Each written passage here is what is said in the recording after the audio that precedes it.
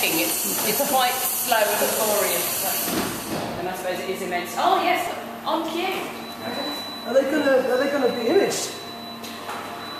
No, they're not imaged. Yeah, they will be imaged, but so we'll see them go through the cabinets. Ah, cool. Right, we won't ask you to find the pictures. But they'll be going through the spray cabinet and stuff as well. So. Excellent. Okay, so the first few dozen will be empty. So the facilities in a process of being commissioned. So we're still trying to get control of the software complexities. So essentially these little guys here, I've got an RFID tag that identifies each one uniquely. It's got a number as well, so they don't lose track of them. And they pass by little detectors.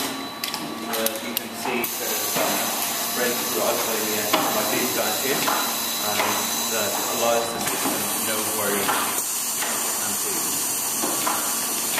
So you can run a wide piece to know where each plant will be genetically defined, it will be an individual. We'll blast through the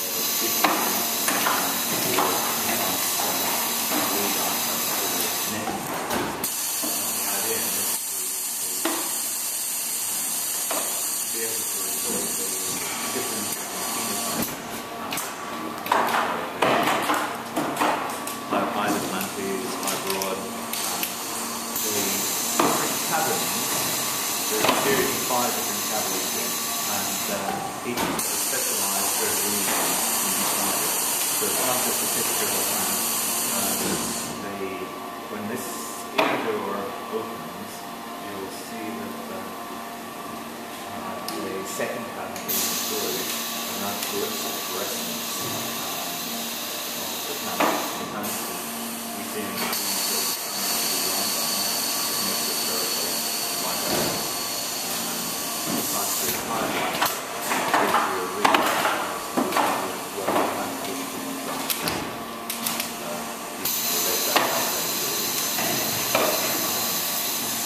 things like look at the number of areas of disease leaves and things like that, isn't it? Yeah.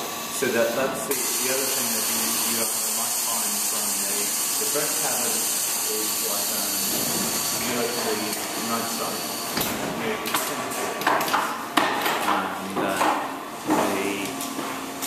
And the combination of the UVs will give you some idea as to whether the leaf is transpiring. If it's dead and diseased, it will be doing that in a different way than it is healthy. The UV, a lot of plant pathogens induce plants to form fluorescent compounds that shine more brightly or in a different colour than the chlorophyll. So you can get a measure by combining the different the results in the different cabins. You can get a very detailed measure of a whole lot of attributes, including disease.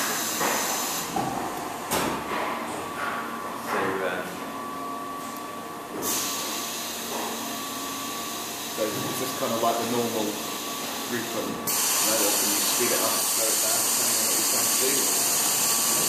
This would be about as fast as it goes. It'll actually be in practice it'll be somewhat slower than this because you need to cabin. If you want to have a look at the cabin, as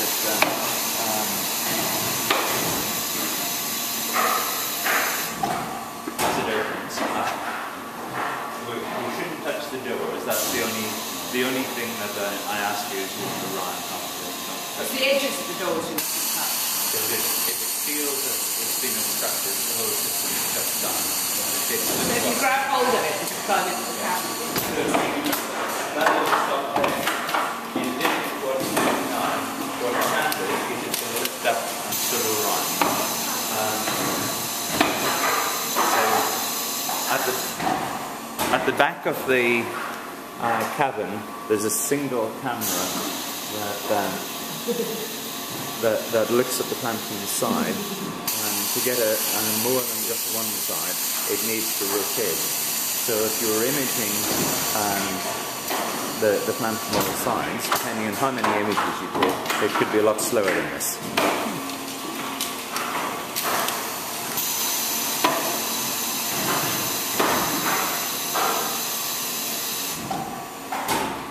then the other aspects of the glass house is those two chambers are physically isolated from each other, and the temperature and lighting in each can be controlled separately. So the lights are capable of checking out a reasonable amount of radiance.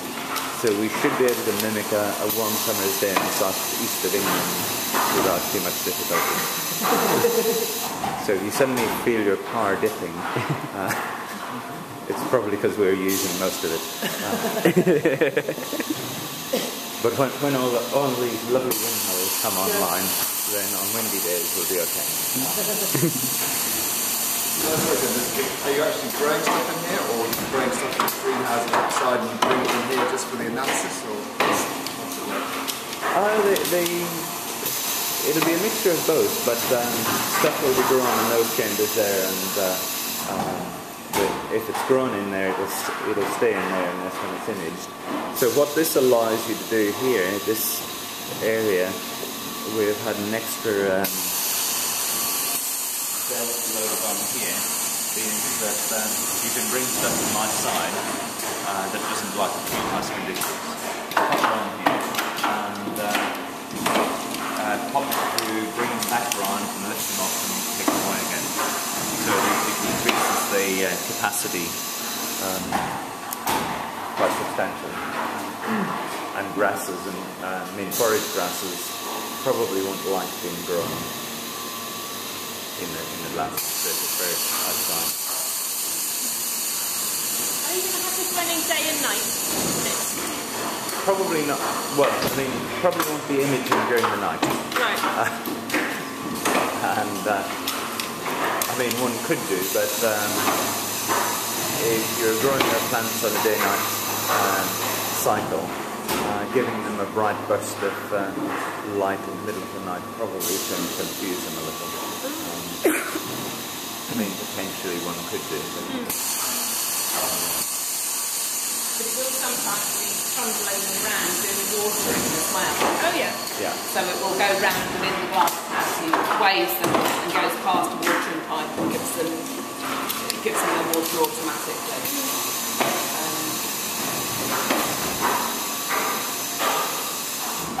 So yeah, things like the watering cycle could be run at night. But you won't have the lights on at night. Sorry? You won't have the lights on in. Well, to extend the day length, we might have in the early evening. Oh yeah. When the builders were testing it, they left the lights on for a whole weekend, and we had complaints from the Low Street Astronomers Society. Oh right. It's a lot of light. It was quite bright. It lit up. See, this is why we have to have the biomass over here to generate the energy. How much energy does your biomass burner make? Quite. I don't know. Enough to heat the building normally. That's really interesting. What type of things do you burn in the biomass? Well, you can see them through there. It's wood chip. A wood chip, oh yeah. Yeah. Yeah, they're waste from timber yards. So the timber yards just squeeze up the sawdust and it's... Oh yeah. Because the new schools in the county in Powys, they in Ysgol Strath there in the somewhere like that. Ysgol Strath, no, somewhere like that. Sorry. Yeah, there we are. I think they've got wood chip, but yeah, wood chip. I think they've used wood chip burners then. I don't know why, because you know in Hyddgen, in Machynlleth, they've got there it's carbon neutral building where it makes its own heat and everything. Right. Yeah. So it takes in the. I think a carbon neutral phenomic centre is some distance off. Yeah. Yeah. Oh yeah.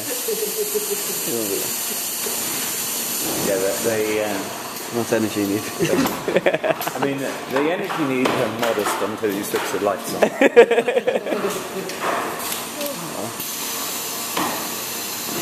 And then it does become reasonably cosy in here. So, in addition to the lights, the other thing is those little grey guys, well, these guys up here, these are required because the energy kicked out by the lights need good cooling. So these are in essence air conditioning. So you're heating it up with the lights and cooling it down with the air. Yes. Yeah. Oh. So the energy efficiency of it goes out the window as far as that's concerned. I would say these plants are looking really tatty. It's not a reflection on the automatic watering, it's just sometimes the watering hasn't been on all the time. And these plants have been in since before Christmas, so with no extra light, no extra heat, and only water sometimes. So we will be having nicer they have done maize breeding here in the past, haven't they? Forage maize. Forage maize and African maize. These are just a standard genetic strain of maize that people use for just original strains. Yeah.